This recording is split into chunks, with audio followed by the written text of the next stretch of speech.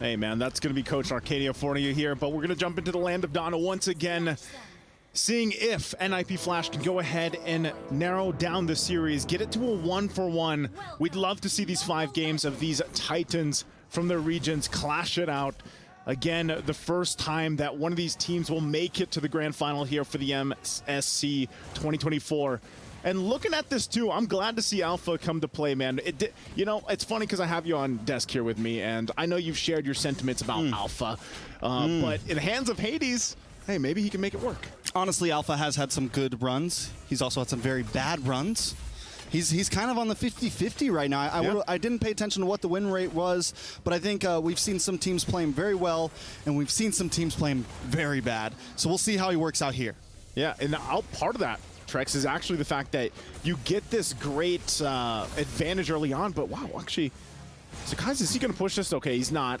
So part of the fact that you have this Alpha early on, the damage is pretty good, but you pair it up with a Louis Yi, and I think that's going to be classic here when it comes to the first objective take. The amount of damage you can pump out on Louis Yi early on is quite shocking for a lot of people to deal with. You pair that up with an early level 4 Spear of Alpha, and you know, that's why Sakai's also wants to keep an eye on Hades, trying to keep him from getting that level 4. Tempest of Blades.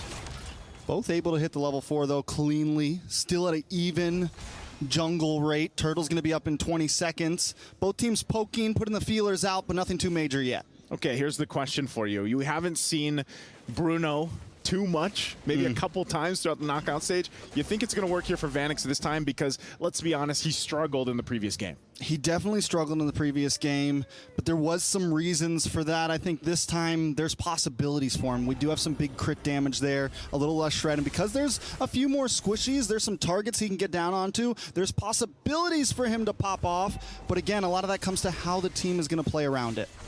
Yeah, again, Turtle's going to be up now. Objective's going to be the focus. Oh, speaking of Vanix. Hey, Vanix having a better game already. Gets first blood on this Bruno pick. So that's about as good of a start as you can hope for on the Bruno for Vanix.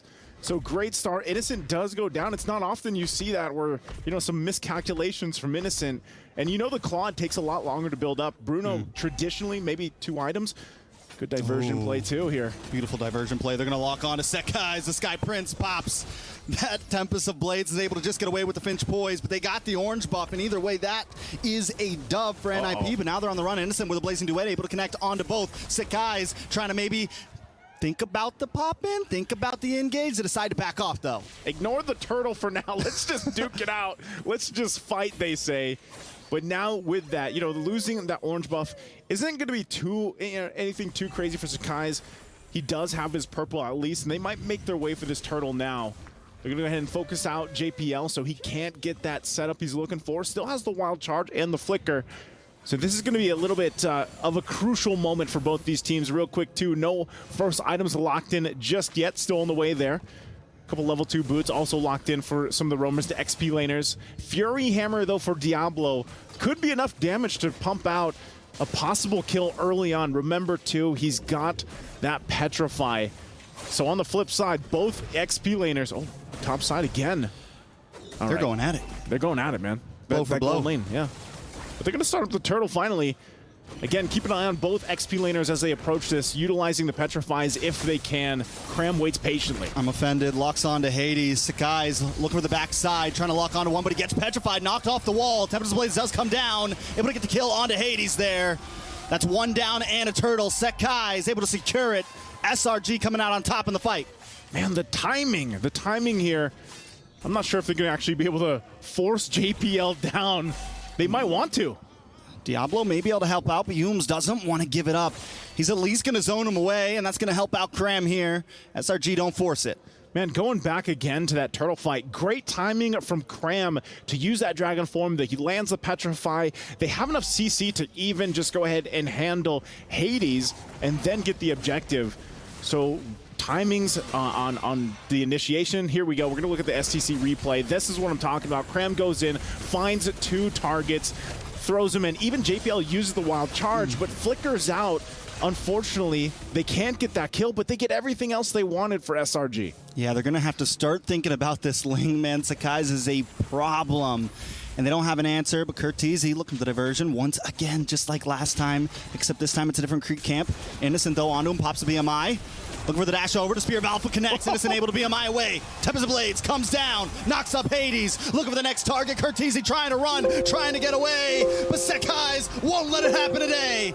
Sakai's now maybe in a bad spot as well. Diablo, Vanix, locked up, but look at the damage. Diablo able to get the kill before Vanix drops, though. That's 2 for 1. Jungler for jungler, mid lane as well. Oh, do they? I thought they wanted more, but man, talk about the mechanics on Innocent here. You know, going back to what we heard from Coach Arcadia. Ooh, I'm offended. Followed up by the Blazing Duet. The trade happens, but Vanix finally goes down, and Innocent gets his revenge. Oh, Diablo, who part of this fight. Again, Innocent with the mechanics here.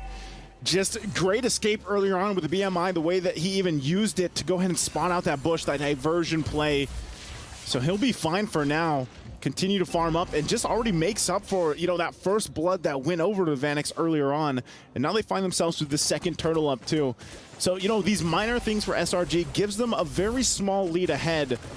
Oh, the positioning from Cram there, waiting for Hades to come back to his bush. And Sakai's dances over. They pick up the kill. Oh, again, it's just looking like MLBB Flash is just kind of getting outplayed around the map. And part of that, too, is just this is what a Ling does. I'm surprised, again, Sakai's gets it because he's able to find his timings and movement around the map so well here. In conjunction with the fact that you have Cram on this Yu Zhang, it was a great last pick because the Yu Zhang and the Novaria allow you to go ahead and just spot things out across the map, whether that's with the Echo, whether that's with the Dragon form. Even there, they don't even need the retribution. They know they can secure the turtle. They use Sakai's to take the tier 3 on the bot side. I mean, SRG's rotations right now are just so clean all around the map. I'm going to say it again, man. You know, I'm sorry I said it earlier about the alpha, but this is looking like what we saw back, you know, with a familiar team. He's struggling right now. 0-3, has not been able to do much at all for Hades this time around. And it's looking grim already, and the reason why I say that is because if Alpha doesn't have a good start, he naturally falls off, you know, towards the mid to late game transition. So when you have a tough start in the beginning, you really have to rely on the team here. Looking at the items, he's only got the War Axe. You have a Berserker's Fury and a Haas Claws over on the other side. Look at the gap. You know, 1,000 gold ahead, too, for Sakai's. And that is going to play a part in even the next objective. So still, you know, you have to, like I said, you have to rely on the rest of the team to really pick things up here for NIP.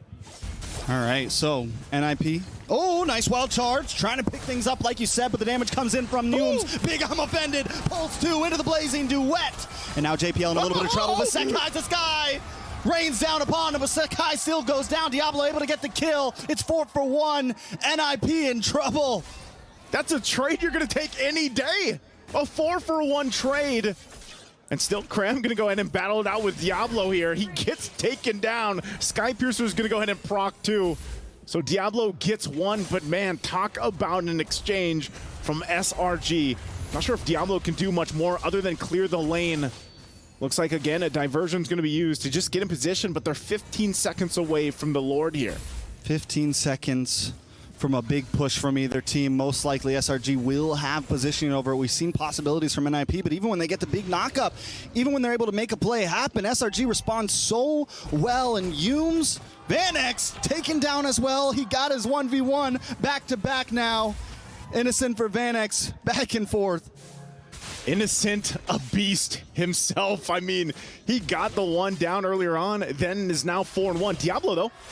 Diablo, look for the 1v1 himself. Tempest of Blades does come down. Diablo able to eye for an eye away. Out of the damage, but Sakai still on the chase. And it's hard to run from a Ling, but wait, is this going to be the outplay? Sakai smells it in the air. He gets away. How does he keep getting the Ling? I mean, he's doing things like this, and it looks like, too, they just went ahead and started up the Lord, and they take it with Innocent. Ooh, so much damage on Hades. Hades trying to get away with the Spear of Alpha, but Cram still gets the kill with the passive. Oh, now Kurt. Cutting it close. Kurt. But, man, SRG, just like we saw previously, this is their power play. This is their movements that they make time and time again from what we've seen from them. And just patiently waiting. Sakai's has done this multiple times. And you're wondering, what can NIP Flash do to stay in the game? We're only 10 minutes in. Lord pushing down the bottom side. These tier 2s are going to fall. Diablo stays up on the top to try to keep that wave from pushing in. But these buffs are all going to go in the hands of Sakai's here. Good damage, though. Oh, they just missed Stormy. JPL's going to go down for that one. Sakai's with another kill. And now Lord's still coming. They can send Stormy back. It's okay. That was a little desperate, you know, from JPL. It's kind of like, you know, you try to get at least something. Shields are going to pop, and now the Lord is here on the bottom side. Look at Yumes. Look at the positioning. Zoning them out completely. They're afraid of the I'm offended. Ooh, and there's the I'm offended. Speaking of it, Hades gets a Spear of Alpha, brings a bunch of them back, and Diablo strikes back with a double kill. Cram, Yumes down for the price of nothing. NIP able to defend now. They lose an inhibitor, and here comes a diversion play. They're going to try to lock onto another member. Stormy under the tier 3. They get the Petrify. They get the kill. And now they find some answers. Innocent, though, comes in with Blazing Duet, finds Vanex. Curteasy goes down next. Innocent with the double. He gets shut down from Diablo. Sakai's now in a weird position. Needs to go for the tower. Maybe even needs to get out of here. Man, talk about Diablo, the saving grace here for NIP Flash. He's 7-0 right now. And this is literally, as we look at the STC replay, great positioning. This is already after he got multiple kills. Good attempt from Innocent to get what he can, but Diablo right now, the damage is there, and this is why they wanted that Benedetta. Because, man, it's almost to the point where, all right, I've got to put this on my shoulders. We've seen him do it time and time before in his past. He's got that Blade of Hephaestus, he's got Sky Piercer, and the Blade of Despair. That's enough to be able to pump out all that damage. But if he gets taken out, man, do you lose so much fighting power with NIP Flash right now. You need so much more time for them to catch up. Because, again, it's only 3 items here for Vanex, and look at the fight for the resources. Sakai's back to the backside once again. Curteasy goes down. Next might just be JPL, but the Blazing Duet able to shred things away. Innocent finds JP. Vanex, Curteasy, 3 members down, make it 4 as Sakai's cleans up the pieces. Diablo tries to save it all, but he can't. Innocent with a double. It's a full 5-man wipe. Oh, it's a full 5-man wipe, and I think they're just going to go ahead and run it down mid lane. They tried to fight, but it's just too much of a lead for SRG. NIP, the rumbling is upon us. The Titans are here, and the Giants take game number 2. The Giants are upon us. The rumbling. As NIP Flash feels the brute force of this lineup. Time